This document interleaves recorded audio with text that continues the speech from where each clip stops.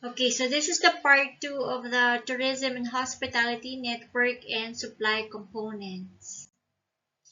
So again, natural resources. The natural resources of a destination area provide an excellent asset to sell to scenery and tourists. The physical characteristics of an area can be generalized as natural variety, climate, and environment. So again, natural, it means it is not man-made. The natural scenery is a combination of the general topography, flora and fauna, proximity to lakes, rivers, seas, islands and islets, hot and mineral water springs, caverns, waterfalls, and the like. The greater the uniqueness of the scenery, the more appealing it is. The appeal can be increased. The wind chill factor term used to express how the temperature feels to the exposed if the area has a comfortable climate. A comfortable cold climate is determined by the skin. Comfortable warm climate is determined by the combination of humidity, temperature, and wind. Okay, so sa natural resources, okay, example natin yung water. So water, we all know that it plays an important role in forming an attractive landscape. The sea, lakes, and rivers not only add to the visual beauty of the region, but also offer the possibility of swimming, sailing, canoeing, and fishing. So the large bodies of water have become popular. Example nito yung Taal Lake, okay, sa Tagaytay, and the Lake Geneva in Switzerland.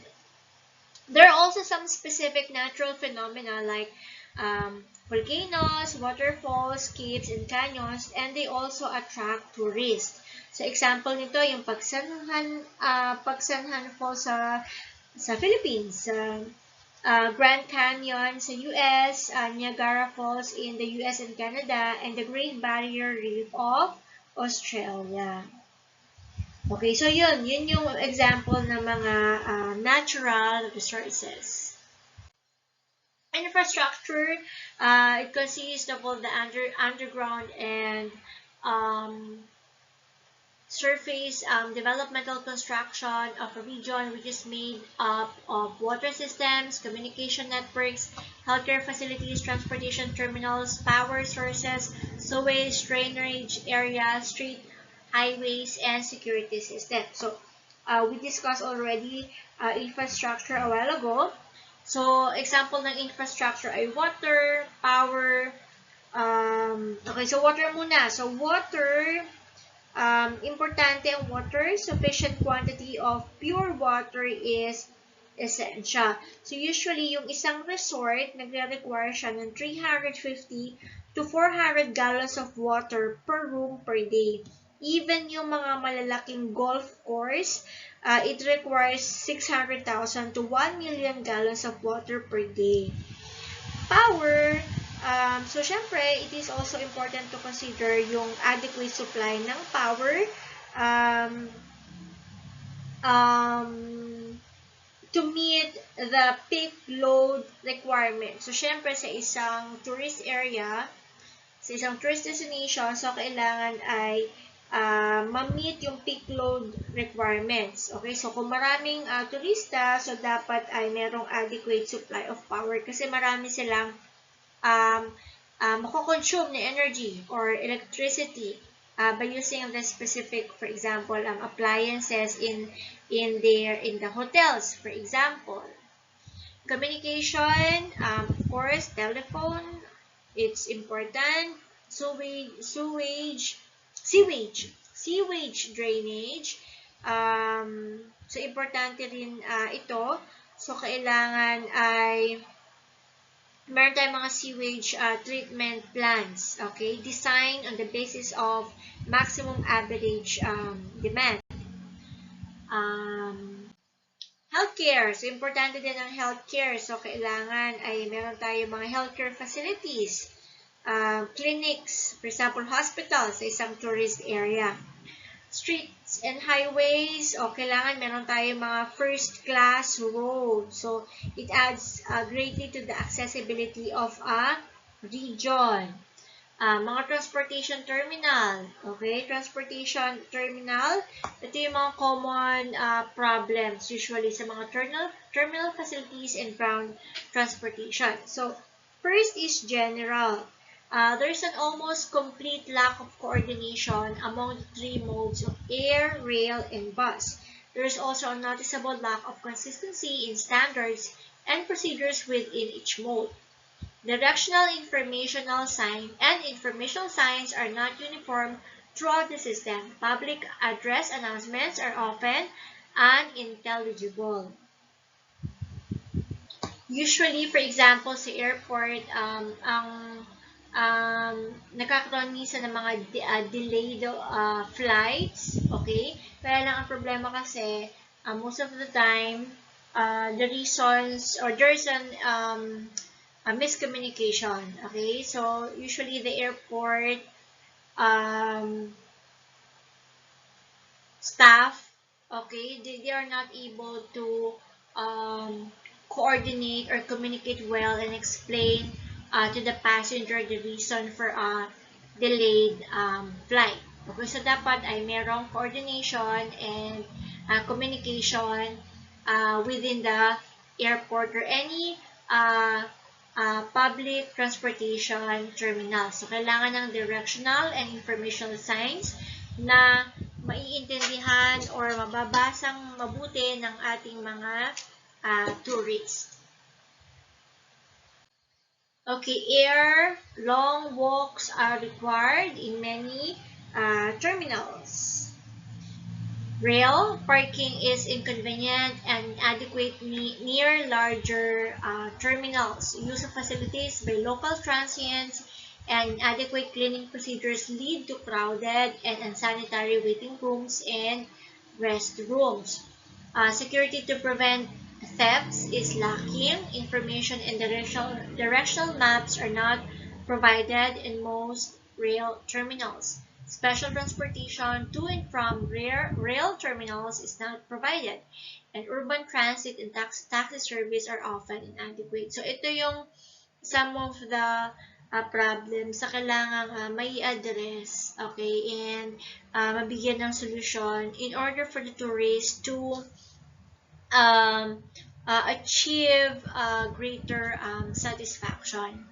Bus terminals are dirty and crowded due to use by unauthorized people and to inadequate cleaning procedures. So, we can say also na kulang din yung mga staff to clean the area.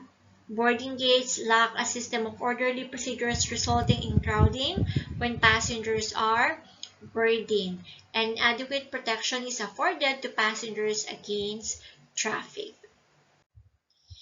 The following suggestions with regard to terminals and ground facilities may serve as a guide in providing adequate services. So, ano ba yung mga dapat gawin to avoid these problems or to lessen these problems? So, kailangan ng full information about the facilities, terminal location, and local transportation at destination should be made available to all or originating passenger. Okay, guys, isa lang to, okay?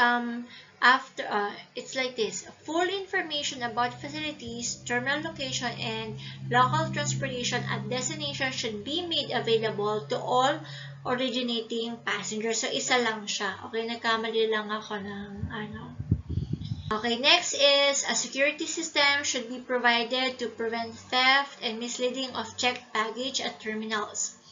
These are actually self-explanatory already.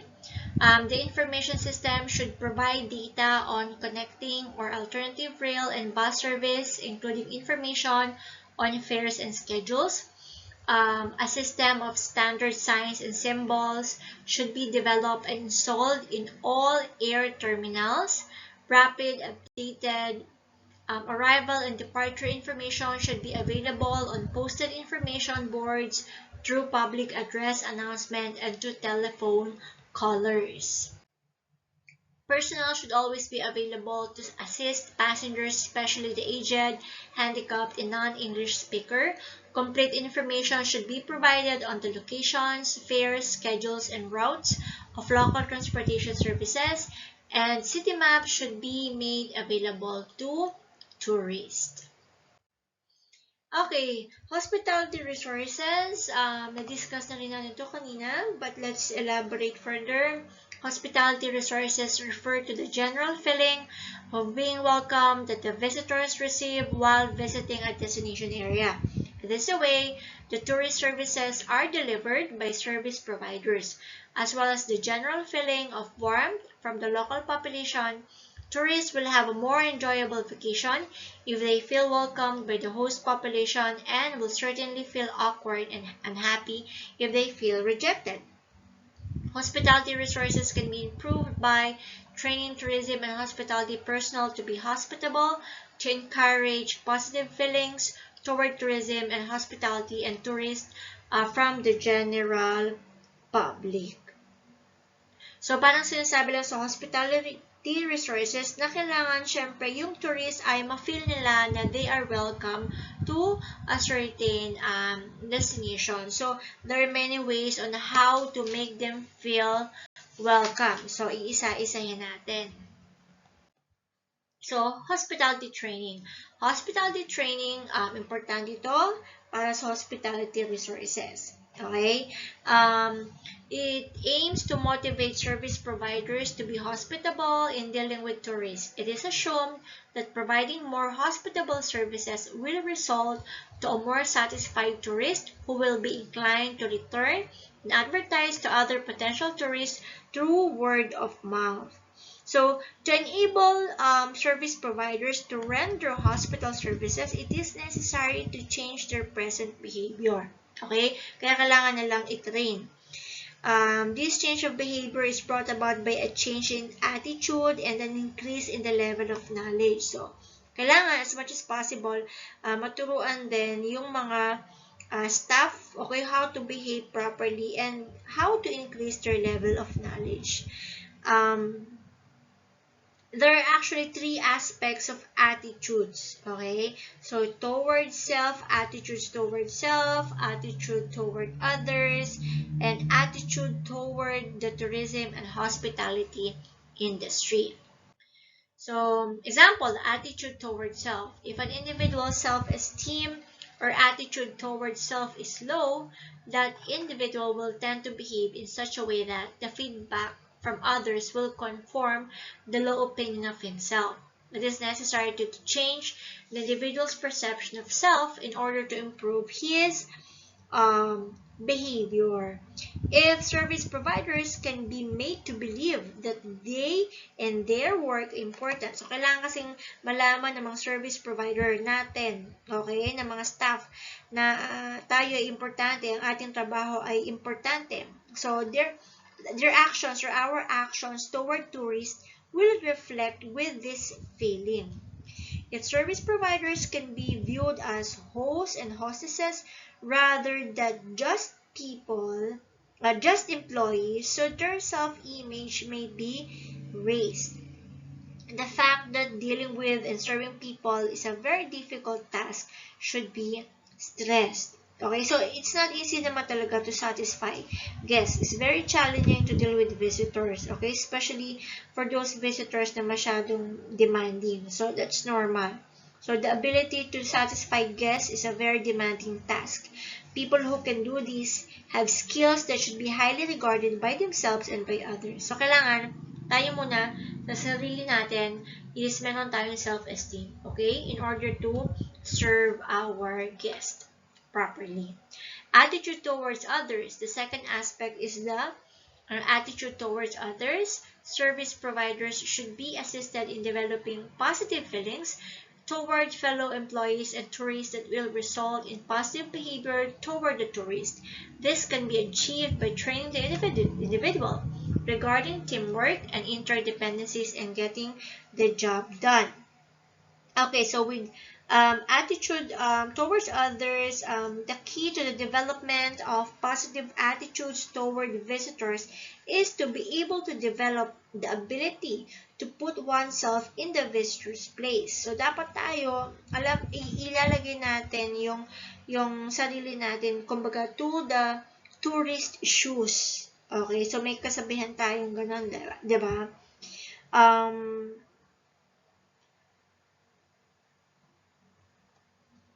So, dapat tayo namang service providers, we should empathize with the tourist. We should accept the tourists as they are. We have to understand the tourist, okay? And we have to understand na itong bakasyon nila ay napaka-importante sa kanila. And they may even save money for their vacation, okay? So, we have to appreciate kung gaano man sila kapagod because of a long trip. So, pag nagawa natin yon, yung attitude natin towards others will be more positive. Attitude toward the tourism and hospitality industry. The third aspect is the attitude towards the tourism and hospitality industry. A positive attitude as service providers toward tourists can be brought about only when employees are made aware of how important tourism and hospitality is to their country and community. By being aware of the amount of revenue, job taxes generated, and the dispersion of the tourist dollar throughout the community, employees may become convinced of the economic and social significance of industry of which they are part of. So ito, kumbaga, dapat ikaw as a provider, service provider, alam mo yung importance ng tourism and hospitality. Okay? Lalo na sa bansa natin. So you should know that tourism and hospitality helps to gain revenue, okay, in all aspects of the economy. Okay? So, ito yun. Okay, next is community awareness program. Kailangan yung community na, okay, they have to understand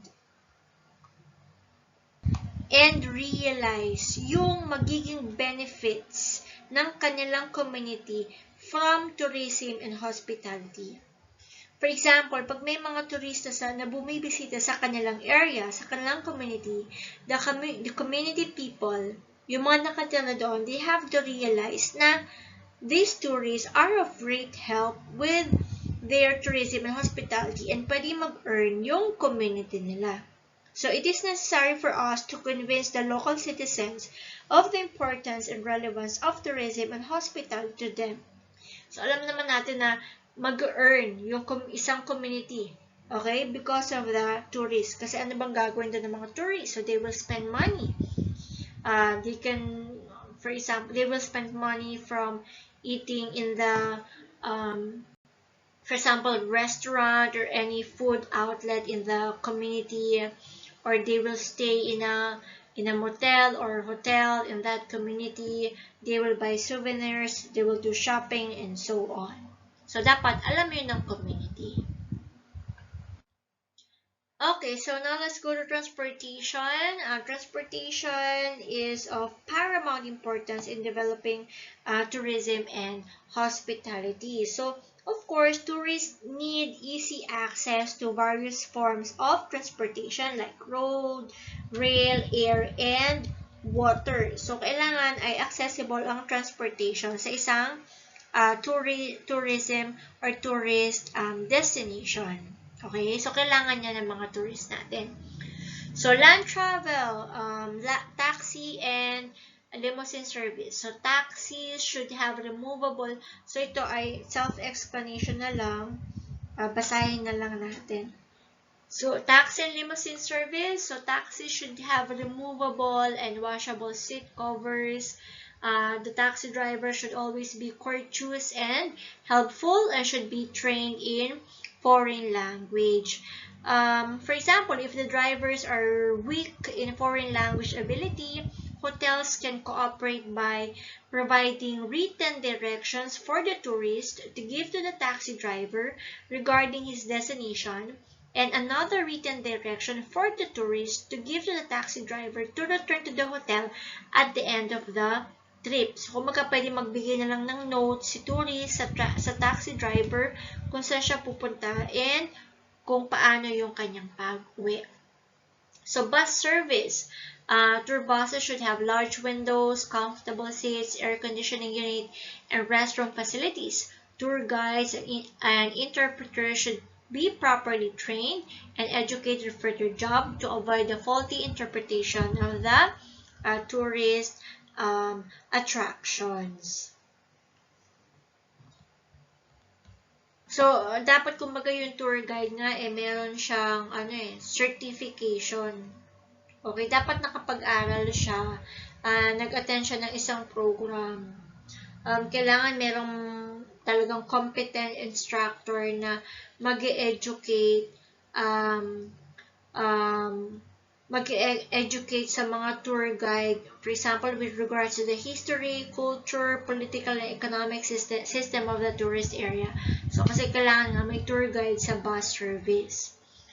Rail services, the majority of seasoned travelers prefer to travel by train because of its safety record and the convenience and satisfaction of viewing the scenery from a comfortable, air-conditioned car. Ngayon kasi, meron ng mga high-speed train, lalo na sa ibang bansa. Okay? So, usually, yung mga tourists, they prefer talaga na mag-travel sa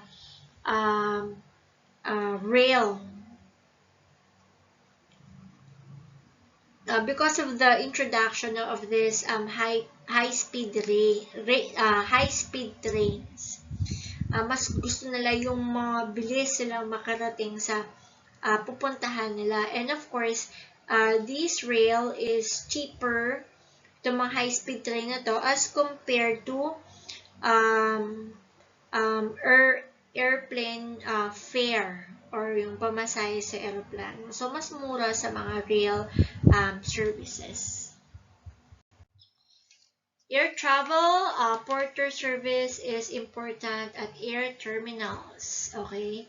Kailangan yung porter, meron siyang helpful behavior, matulungin siya, and okay yung attitude niya, and they have been trained and supervised well. The comfort of travelers should always be kept in mind. In a hot climate, the airport must be completely air-conditioned, and in cold climate, adequate heat should be provided.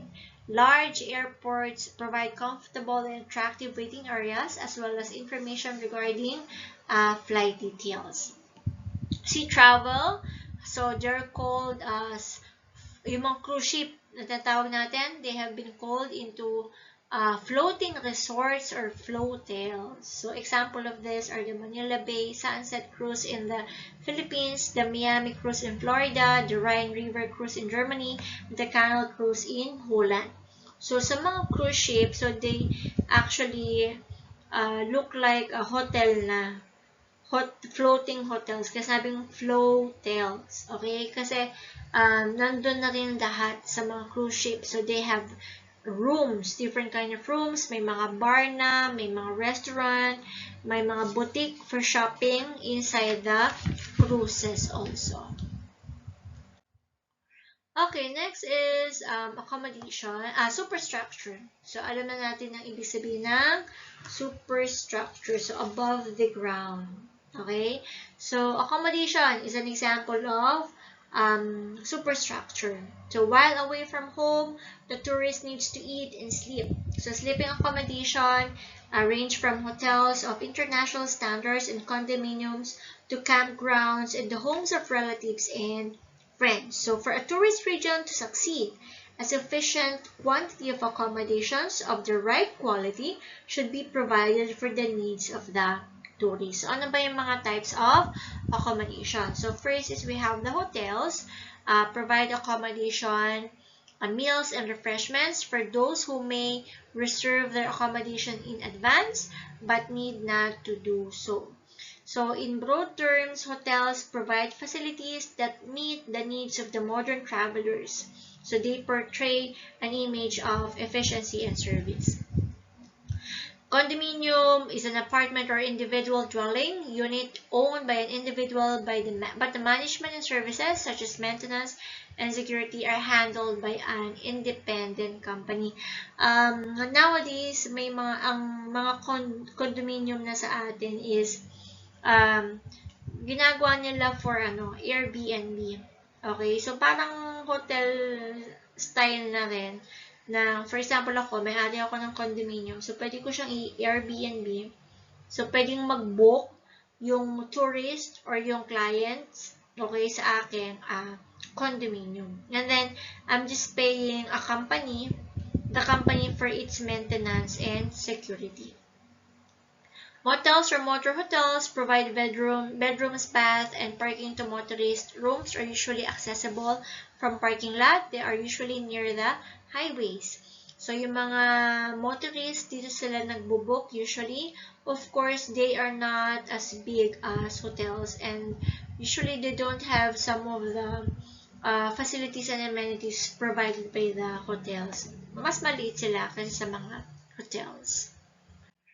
Okay, inns are lodging establishments catering to transients which do not meet the minimum requirement of an economy hotel.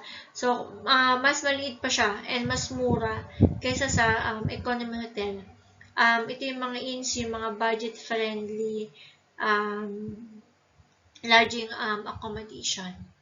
Apartments are hotels or apartels, buildings or edifices containing several independent and furnished or semi-furnished apartments that are regularly leased to tourists and travelers for dwelling on a more or less long-term basis and offering basic services to extent similar to hotels. Apartments, ang kagandahan sa apartments ay meron siyang kitchen. Okay, meron siyang kitchen. So, pwede magluto doon ang guest, okay, ang clients, or ang tourist. And of course, they can be less expensive as compared to hotels. So, pwedeng makapag-book in long-term basis yung ating mga clients. Paradors are old convents, monasteries, castles, or fortresses converted into hotels by the government and operated by a national tourism office. Na pag-aralan natin dati yung paradors. And just additional to that is yung mga first-class paradors, they're found in Spain and Ireland. Doon talaga yung magagandang paradors or paradores. Okay? Sa Pilipinas, we have the Paradores del Castillo. Kung natatandaan nyo yan. Okay, so, hindi siya gaanong mahal if you will book this kind of lodging accommodation. And then, you will feel the ambience of the past. Okay? So, kasi nga, ano yan, mga old castles, old convents, old monasteries. Next ay pensions. Okay, hindi ko siya gaano mapahaba yung explanation kasi pag matagal kasi siya na pag lengthy yung video, medyo mahirap kasi siya i-save. Ang tagal niyang i-save and upload sa YouTube.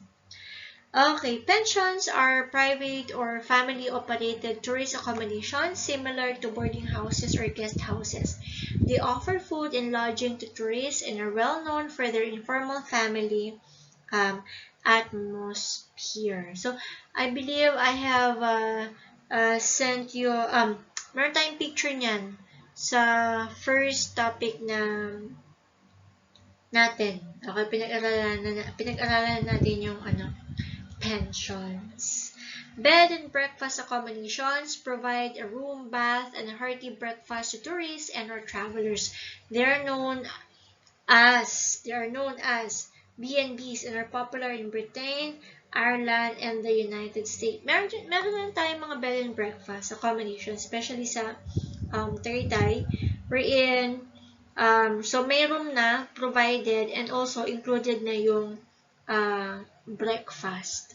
Okay, breakfast can even be served directly into your room. Okay, so pwede kang mag-breakfast sa bed. Hostels provide minimal amenities such as a bunk bed and a commonly shared toilet and bathroom. The traveler provides his or her own bedding. They appeal mostly to a young traveler. So if you could remember, mentioned ko before, yung hostels,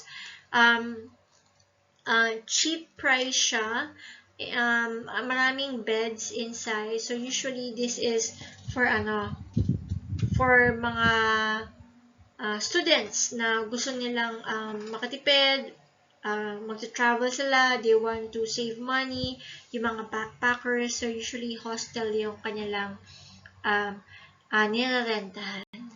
Okay. Campgrounds appeal mostly to families who travel in recreational vehicles.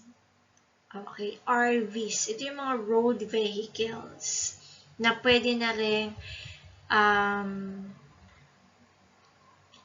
tulugan. Okay, recreational vehicles. Health spas are hostels and resorts which cater to individuals who go to spas or mineral springs for weight reductions or medical treatment. Health spa is actually part of medical and wellness tourism. So a lot of tourists visits health spa to achieve wellness. Okay. Private homes provide lodging to tourists when accommodations are not available during peak periods. Private homes, usually the tourists stay with the family who owns the house. Kumbaga, andun din yung host ng house with the guest. Ino-open ng host or ng family yung house nila for the tourist. Yun yung private homes. Okay, hotel classification. So there are different ways of classifying hotels. One way is by location, such as city. Nasa city ba siya? City center? Suburban ba siya?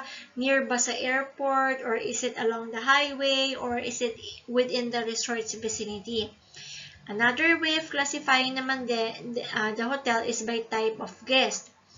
Ito ba ay for commercial, convention, and resort? And another way to classify it is based on price. Ito ba economy or budget, standard or mid-scale, first class, or deluxe pa siya? Star rating is often used to classify hotels in Europe and other parts of the world outside the United States. Stars are designed according to the quality of restaurants, rooms, amenities, and service. So for example, 5-star, 4-star, 3-star, 2-star, 1-star. So meron rin tayong mga 7-star hotel which is actually located in Dubai. Other classifications are deluxe, first class, standard, and economy. Okay, restaurants. So, sa restaurant naman, besides hotels, motels, and other types of accommodation, restaurants are also classified as superstructure. Restaurants, as we all know, they are establishments offering refreshments and meals to the public. So, ito yung basic standard requirement ng isang restaurant. The facades and architectural features of the building shall be appropriately designed. It shall be provided with a proper entrance and exit.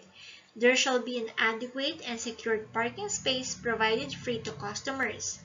A receptionist shall be available to usher in the guest. A waiting lounge with a telephone shall also be provided. The dining room shall be adequate in size with sufficient and well-maintained furniture. There shall be cuisine of good quality, of course, in presentation and served with distinction. There shall be a menu, book, or card which shall be presentable, clean, and easy to read, with the menu items listed in logical sequence. So usually, pag yung menu may damage na, so kailangan palitan na natin yan. And as much as possible,